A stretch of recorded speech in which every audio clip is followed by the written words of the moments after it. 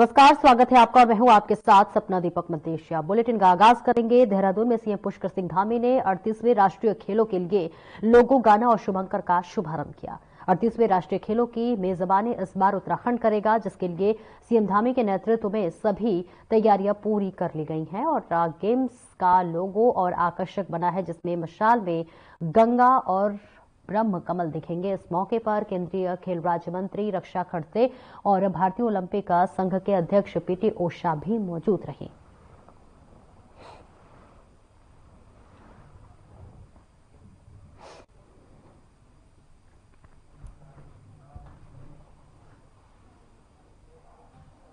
और राजधानी देहरादून में दून यूनिवर्सिटी में गंगधारा का शुभारंभ मुख्यमंत्री पुष्कर सिंह धामी करेंगे। यह कार्यक्रम विचारों की धारा पर आधारित होगा, जिसका शुभारंभ 21 दिसंबर को मुख्यमंत्री करेंगे और यह कार्यक्रम 2 दिन 21 दिसंबर और 22 दिसंबर तक चलेगा, जिसमें 2 राज्यों केरल और उत्तराखंड के राज्यपाल भी शिरकत करेंगे। और इसके साथ ही सांसद त्रिवेंद्र सिंह रावत ने भी बताया कि इस कार्यक्रम के अंतर्गत तमाम मुद्दों पर चर्चा की जाएगी। हिमालय और पलायन पर भी इस कार्यक्रम के बारे में चर्चा की जाएगी और इसके साथ ही उन्होंने बताया कि इस मंच में ऐसे लोगों का जोड़ा जाएगा जो कि समाज को कुछ दे सके।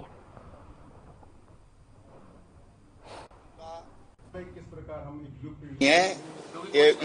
ये एक विचार देने का काम करेगी, एक थॉट देने का काम करेगी। मुझे लगता है कि बहुत अच्छा होता है जब कोई विचार होता है, उसके साथ अगर राजनीतिक इच्छा शक्ति जुड़ जाती है तो वो बहुत परिणामकारी हो जाती है और बहुत जल्दी स्प्रेड होती है। तो अगर राजनीति लोग या सरकारें उसमें सहयोग, क्योंकि हम आज के लिए नहीं कर रहे हैं, मैंने कहा ये हमारा, देखिए इसकी प्रेरणा जो है, पूना में एक बसंत व्याख्यान माला होती है जो 100 साल से अधिक समय हो गया जिसको चलते हुए, 100 साल से ज्यादा। आप गूगल पे सर्च करेंगे तो आपको मिल जाएगा। 100 साल से अधिक हो गया उसको, और वहां पर लोग टिकट लेकर जाते हैं, वेट करते हैं और फिर उसमें उसको सुनने के लिए जाते हैं, अपनी बुकिंग कराते हैं। और उत्तराखंड में नगर निकाय चुनाव के लिए अब सभी तैयारियों को अंतिम रूप दिया जा रहा है। इसके तहत नगर निकायों के आरक्षण नियमावली को मंजूरी मिलने के बाद आरक्षण की अंतिम सूची जारी कर दी गई है और अब इस पर आपत्तियां दाखिल की जाएंगी और उनकी सुनवाई की जाएगी। आपत्तियों की सुनवाई के बाद अंतिम सूची जारी की जाएगी। नगर निगम, नगर पालिका और नगर पंचायत में आरक्षण को लेकर लंबे समय से लोगों का इंतजार था और इस मामले में कांग्रेस के प्रदेश अध्यक्ष करण माहरा ने कई सवाल उठाए हैं। कांग्रेस के प्रदेश अध्यक्ष ने ओबीसी आरक्षण को लेकर अपनी बात रखते हुए कहा है कि इस दौरान विधानसभा को अनदेखी की गई है। कर सकते हैं, पागल है इनकी तो, मतलब ऐसा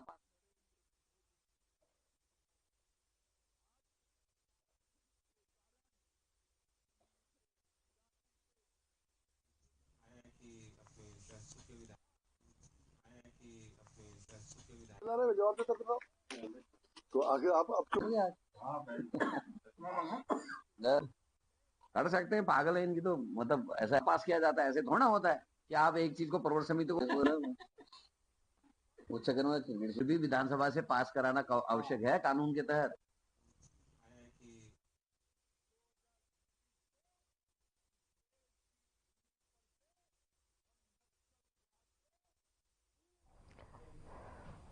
नगर पालिका चुनाव को लेकर अध्यक्ष पद पर सरकार ने लिस्ट जारी की है, जिसमें विकास नगर से एसटी के लिए अध्यक्ष सीट रिजर्व की गई है और इसी को लेकर विकास नगर के विधायक जो है मुन्ना सिंह चौहान ने मीडिया के सामने इसका विरोध किया और इसी के साथ साथ कहा कि हम अध्यक्ष पद के लिए हाईकोर्ट में जाएंगे, जिसको लेकर जो है एसटी समाज के लोगों में काफी रोष है और सोशल मीडिया पर भी कई तरह की बयानबाजी चल रही है। वहीं बीजेपी के नेता और पूर्व जिला पंचायत अध्यक्ष रामशरण नौटियाल ने एक प्रेस वार्ता की, जिसमें उन्होंने विकास नगर विधायक पर इस तरह की टिप्पणी करने का विरोध जाहिर किया। देखिए, मैंने भी सुबह देखा, इसमें एक बड़ा भावनात्मक मामला उठ गया है। आरक्षण शासन ने जारी की ये सूची और शासन में सब योग्य अधिकारी बैठे हैं। उसी आदेश में ये भी कहा गया है कि यदि किसी भी सज्जन को, किसी व्यक्ति को, किसी को कोई आपत्ति है इस पर, तो आपत्ति के लिए वाजिब समय दिया गया है कि अपनी बात और उत्तराखंड में नगर निकाय चुनाव के लिए अब सभी तैयारियों को अंतिम रूप दिया जा रहा है। इसके तहत नगर निकायों की अगर हम बात कर लें तो आरक्षण नियमावली को मंजूरी मिलने के बाद आरक्षण की अंतिम सूची जारी की गई है, जहां पर अब इस पर आपत्तियां दाखिल की जाएंगी और उसकी सुनवाई की जाएगी। आपत्तियों की सुनवाई के बाद अंतिम सूची जारी की जाएगी। नगर निगम, नगर पालिका और नगर पंचायत में आरक्षण को लेकर लंबे समय से लोगों को इंतजार था और इस मामले में कांग्रेस के प्रदेश अध्यक्ष करण महारा ने कई सवाल उठाए हैं। देखिए, इसमें अभी एक बहुत बड़ी बाधा है। मेरा ये मानना है कि जो सरकार ने किया ये विधानसभा की अवमानना भी है। आपको पता होगा एक बिल पास किया गया था विधानसभा में, अभी जो विधानसभा हुई थी, और उसको जो आरक्षण का विषय था इसको प्रवर समिति को सौंपा गया था। प्रवर समिति ने अभी अपनी रिपोर्ट वापस सरकार को दी या नहीं दी मेरी जानकारी में नहीं, लेकिन उसको विधानसभा से प्रवर समिति की जो रिपोर्ट आती है उसको पास करना ये सरकार की जिम्मेदारी है। मैंने कांग्रेस के प्रदेश अध्यक्ष करण मेहरा जी का बयान सुना और मुझे बड़ा अफसोस भी हुआ कि पार्टी के प्रदेश अध्यक्ष जो उपनेता रहे हों सदन में और विधायक रहे हों, वो बिना अपनी जानकारियों को पुष्ट किए हुए कैसे बयान दे सकते हैं। मैंने देखा उन्होंने ऐसे आरक्षण का प्रश्न उठाया।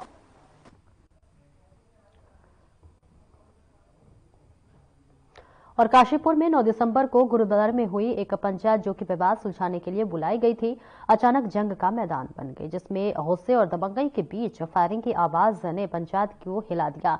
फायरिंग का जो है आरोप लगाकर अनूप सिंह भुल्लर पर जो है जान से मारने की नीयत से महेंद्र सिंह और इसी के साथ साथ कई लोग पे ये इल्जाम लगा। और इसी के साथ साथ आपको बता दें कि मुखबिर की सटीक सूचना पर पुलिस ने आखिरकार आरोपी को काशीपुर के टीला कुंडा रोड से गिरफ्तार कर लिया। उसमें 5 से 32 बोर की अवैध पिस्टल और एक जिंदा कारतूस बरामद किया गया है। दो पक्षों द्वारा गुल्लरबोजी जो गुरुद्वारा है उसमें पुराने किसी विवाद को निपटाने को लेकर पंचायत की जा रही थी और वहां पे किसी द्वारा फायरिंग की सूचना हमको मिली थी। तो जसपुर थाने में हमने 9 तारीख को यह मुकदमा पंजीकृत किया था। सिमरनजीत जी की तहरीर थी, उसमें से एक अभियुक्त को जिनके द्वारा फायरिंग की गई थी हमारी टीम द्वारा कल रात को गिरफ्तार किया गया है और आज उसे कोर्ट में पेश किया जाएगा। सर, आरोपी पर कुछ आपराधिक मूल्य? हाँ, इसमें काशीपुर और जसपुर में कुछ पुराने मुकदमों की जानकारी भी है और वो भी इसमें क्या बोलते हैं। और भगवानपुर थाना क्षेत्र से चोरी का मामला सामने आया है, जहां चोरों ने किसानों के खेत में लगे ट्यूबवेल से हजारों रुपए के कीमती उपकरण चोरी कर लिए हैं। घटना की सूचना किसानों ने पुलिस को दी है और मौके पर पुलिस पहुंची और जांच पड़ताल शुरू कर दी है और वही किसानों को आश्वासन दिया है कि जल्दी ही चोर सलाखों के पीछे होंगे। आपको बता दें कि वेनारसी गांव किसान पिछपाल और रघबीर के ट्यूबवेल से चोरों ने देर रात ताला तोड़कर उसमें लगे कीमती उपकरण, स्टार्टर स्विच, काउटआउट और एमसीबी ऑपरेटर केबल जैसे सामान की चोरी की है। वही पुलिस इस मामले में चोरों तक पहुंचने के लिए सीसीटीवी कैमरे खंगाल रही है। रात के करीब 12-1-2 के बीच में ये घटना घटी है। कुछ अज्ञात लोग हैं जो स्टार्टर पाट रहे हैं ट्यूबवेल का, और आज फिर हमारे परिवार में से, हमारे घर में से दूसरी ट्यूबवेल पे इन्होंने हमला बोला है। आज हमारे यहाँ चोरी हुई जी। पहले था जो हैंडपंप वगैरह हैं उनके जो ऊपर के हेड थे उन्हें उतारते थे, शायद मतलब उनको उतार के वो बेच कर स्मैक वगैरह पीते थे, और अब इन्होंने जो ट्यूबवेल के स्टार्टर है उन पर हमला बोलने का काम किया लोगों पे। तो पुलिस ने अभी हमें आगे वेरिफिकेशन किया, दिखाया मौके पे, और जैसे भी कहीं से कोई सुराग लगता है इनको जरूर पकड़वाने की कोशिश करेंगे। चोरी के दौरान हमारे स्टार्टर, कटआउट और क्या नाम हमारे केबल ट्यूबवेल की जड़ से काट लिए। ठीक है, हमारी जो चोरी हुई फिर हमने सूचना दी पुलिस विभाग को, वो आई, आने के बाद उन्होंने जांच पड़ताल की तो फिर वो अपनी कार्रवाई करके लिख के चले गए। हाँ, वो हमारे चाचा वाले परिवार में ही उनके यहाँ चोरी हुई आज। रुकेंगे एक छोटे से ब्रेक के लिए, जल्द लौटते हैं।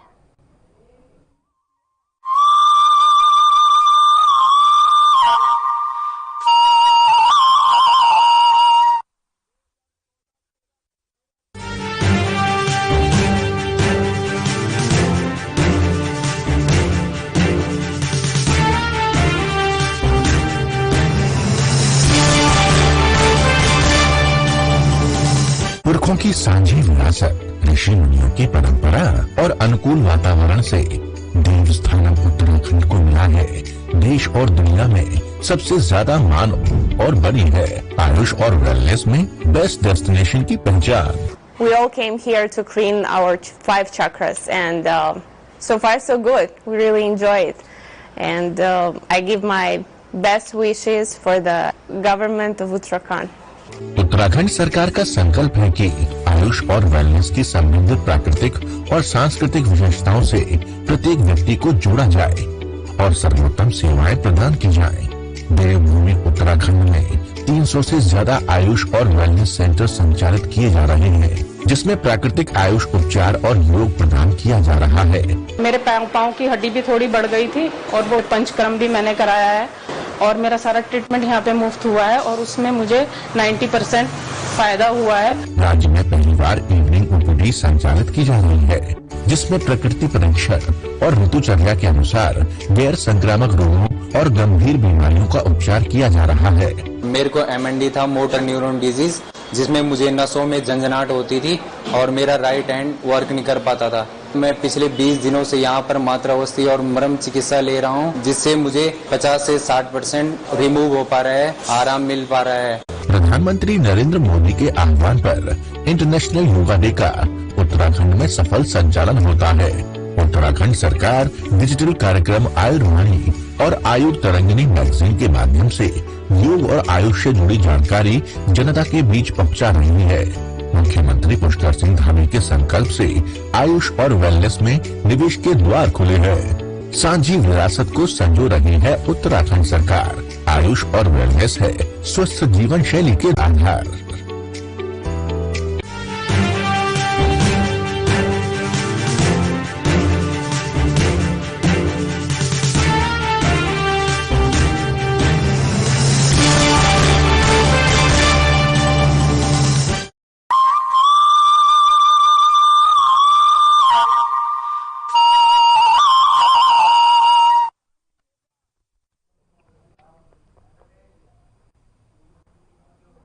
और ब्रेक के बाद एक बार फिर से स्वागत है आपका। खबरों में आगे बढ़ेंगे। संसद का शीतकालीन सत्र जारी है। सत्र के 12वें दिन लोकसभा में डिजास्टर मैनेजमेंट बिल पर चर्चा हुई, जिस पर उत्तराखंड से हरिद्वार लोकसभा क्षेत्र से सांसद त्रिवेंद्र सिंह रावत ने उत्तराखंड में आई आपदा को लेकर अब बातचीत की, तो वही भूकंप और आपदा के दौरान होने वाले प्रदेश को नुकसान के मुद्दे को भी उठाया। सांसद त्रिवेंद्र ने लोकसभा स्पीकर के सामने रुद्रप्रयाग से लेकर हरिद्वार तक गंगा से होने वाले किसानों के नुकसान के मुद्दे पर उठाया और त्रिवेंद्र सिंह रावत ने कहा कि ये लगातार देखने को मिल रहा है कि कुछ माफिया किस्म के लोग अवैज्ञानिक तरीके से खनन कर रहे हैं। वहीं कांग्रेस प्रवक्ता प्रतिमा सिंह ने कहा कि भाजपा के अंदर आपसी काफी कलह है।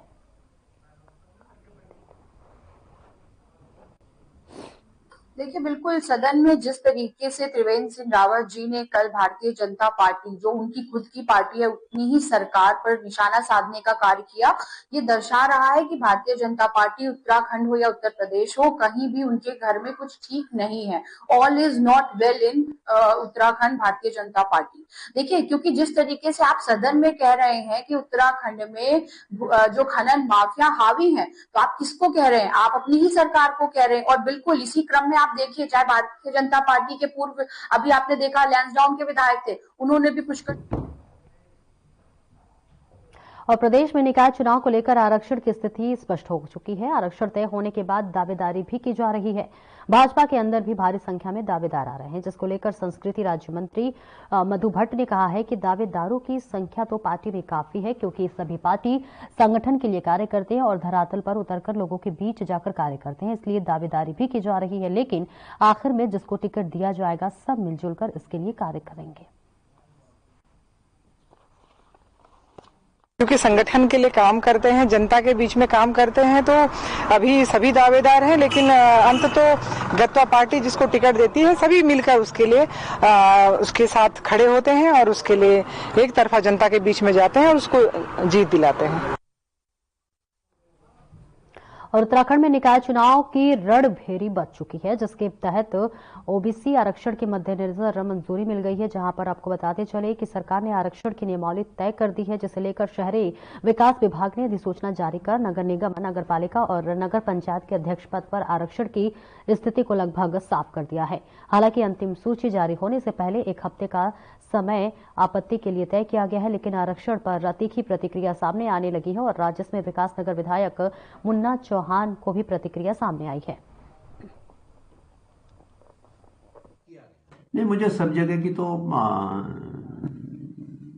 टिप्पणी करने की आवश्यकता नहीं है। मैं केवल अपने क्षेत्र के जो लोकल बॉडीज है, जिसमें हरबटपुर और विकासनगर है, तो उसमें नगर पालिका परिषद विकासनगर में अध्यक्षों के आरक्षण की जो अनंतिम सूची प्रकाशित हुई है, उसमें विकासनगर को अनुसूचित जनजाति एसटी के लिए आरक्षित किया गया है।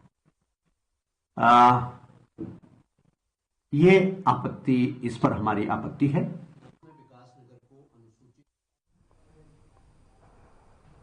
और राज्य के 102 नगर निकायों में चुनाव के लिए ओबीसी आरक्षण नियमावली को मंजूरी मिल चुकी है और इस नियमावली के हिसाब से सभी निकायों में ओबीसी आरक्षण की प्रक्रिया शुरू की जाएगी।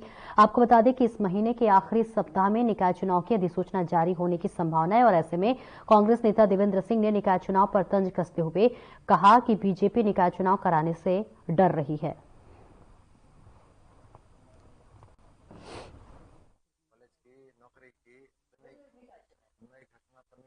ये भाजपा जो है पिछले 1.25 साल से चुनाव की तैयारी में लगी है, लेकिन चुनाव कराने के लिए डर रही है।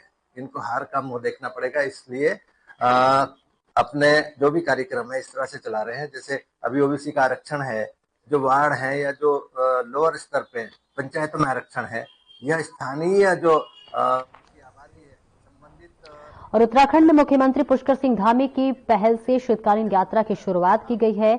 ऐसे में पर्यटन व्यवसायियों के हौसले बुलंद दिखाई दे रहे हैं। वहीं दूसरी ओर कांग्रेस लगातार शीतकालीन यात्रा पर सवाल उठा रही है और ऐसे में बीजेपी प्रवक्ता हनी पाठक का कहना है कि शीतकालीन यात्रा से जहां एक ओर उत्तराखंड की आर्थिकी मजबूत होगी, तो वहीं पर्यटन को और ज्यादा बढ़ावा मिलेगा।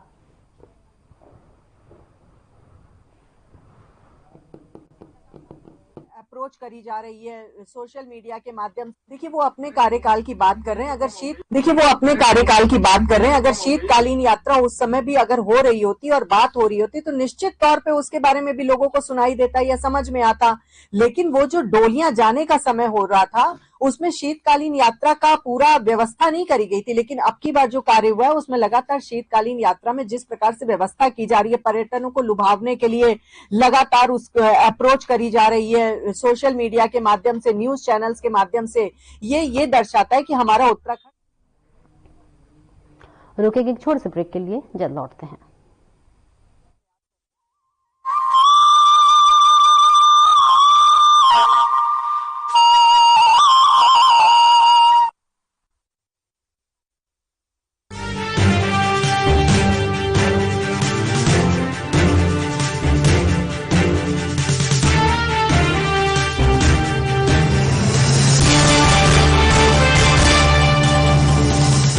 उत्तराखंड में बागवानी से सशक्त हो रहे हैं किसान, बन रही है उन्नत प्रदेश की विशिष्ट पहचान।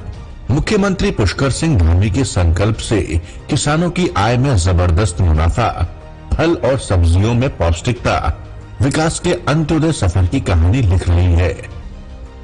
मुख्यमंत्री एकीकृत बागवानी विकास योजना के तहत किसानों को समृद्ध बनाने के लिए कोल्ड स्टोरेज पर 50% सब्सिडी अथवा 7,50,000 रुपए तक और रेफ्रिजरेटर वैन पर 50% सब्सिडी अथवा 13 लाख रुपए तक दिए जा रहे हैं।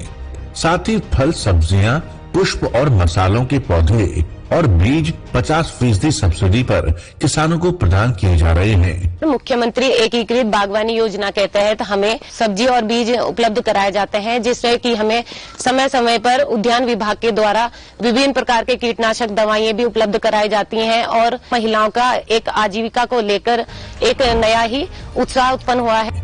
मुख्यमंत्री संरक्षित उद्यान विकास योजना में पॉली हाउस के अंदर सब्जी या पुष्प का उत्पादन करने पर किसानों को 80% तक सब्सिडी प्रदान की जा रही है। बाजार हस्तक्षेप योजना के तहत सी ग्रेड सेब और अन्य फलों को समर्थन मूल्य पर खरीदने के लिए व्यवस्था की गई है। फसल बीमा योजना के तहत फलों और मौसमी सब्जियों का बीमा कराया जाता है और सरकार किसानों को प्रीमियम की कई गुना धनराशि प्रदान कर रही है। हमने आम की फसल का बीमा करवाया था, जिसका 8 गुना प्रीमियम हमें सीधा डीबीटी के माध्यम से हमारे अकाउंट में प्राप्त हुआ। मैं धन्यवाद अदा करना चाहूंगा उत्तराखंड सरकार, मुख्यमंत्री श्रीमान पुष्कर सिंह धामी जी का। बागवानी योजनाओं से खुल रहे हैं समृद्धि के द्वार, किसानों को मजबूत बना रही है उत्तराखंड सरकार।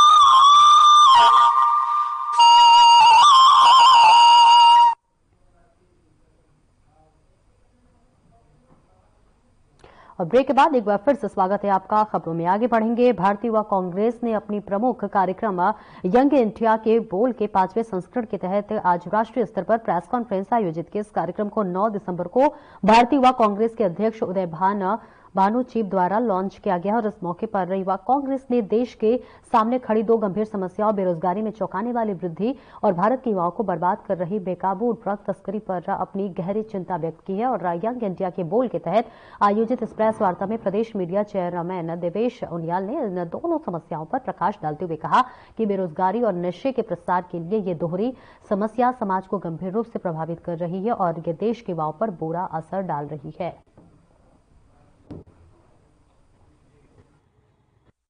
तो जैसे कि हम देख ही रहे हैं कि देश में बढ़ती बेरोजगारी और जो हमारे प्रदेश में और पूरे देश में बढ़ता हुआ नशा है, उसको रोकने के लिए जो हमारे नए नवनियुक्त प्रेसिडेंट हैं श्री उदय भानु चीब जी, उनके द्वारा एक नई मुहिम चलाई गई है, नौकरी दो नशा नहीं। तो उसी के साथ जो हमारा फ्लैगशिप प्रोग्राम है यंग इंडिया के बोल, आज उसके सीजन 5 का हम यहाँ पर लॉन्च कर रहे हैं। ये पूरे देश भर में इसका जो 5th सीजन है उसका लॉन्च हो रहा है। ये जो भी हमारे यंग प्रोफेशनल्स या यंग लीडर्स हैं, जो भी लोग राजनीति में रुचि रखते हैं या पब्लिक स्पीकिंग में रुचि रखते हैं, तो उनके लिए एक ऐसा प्लेटफॉर्म है कि वो अपनी आवाज़ को आगे ले जा सकें और भारतीय युवा कांग्रेस के नेशनल स्पोक्स पर्सन तक बनने की उनकी राह का जो इनिशियल स्टेप है वो यही है।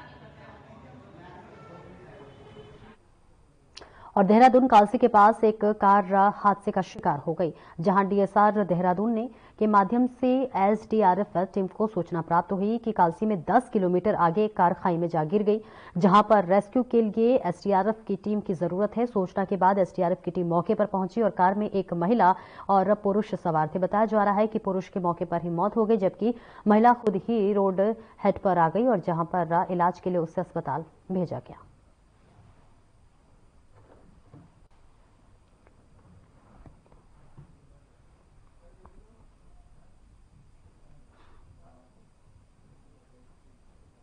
फिलहाल इस बुलेटिन में इतना ही। दीजिए इजाजत। नमस्कार।